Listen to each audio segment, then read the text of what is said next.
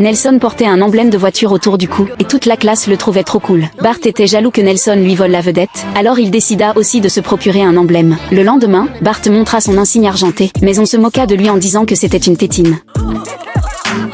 Ce soir-là, Nelson sortit avec ses sbires pour voler davantage d'emblèmes. Quand Bart apparut avec ses outils, il découvrit que tous les emblèmes avaient déjà été arrachés. Juste alors, une voiture de luxe arriva lentement. Bart se jura intérieurement qu'il aurait cet emblème à tout prix. Mais contre toute attente, le propriétaire n'était autre que Fat Tony. Pourtant, Bart n'abandonna pas. Avec Milouz, il se déguisa en voiturier. Fat Tony, sans méfiance aucune, leur donna les clés. Milouz ouvrit la portière et accompagna Fat Tony au restaurant. Puis Bart sortit une scie et se mit à démonter l'emblème. Pendant ce temps, Fat Tony faisait l'éloge du service de voiturier auprès du chef. Mais le chef, perplexe, répondit qu'il n'existait aucun service de ce genre. Fat Tony sortit aussitôt avec ses hommes. Bart n'avait pas encore réussi à détacher l'emblème, que le maire mit le réseau électrique à pleine puissance. Toute la ville s'illumina aussitôt comme en plein jour. Bart et Milouz prirent la fuite en panique. Heureusement, un tramway arriva juste à temps.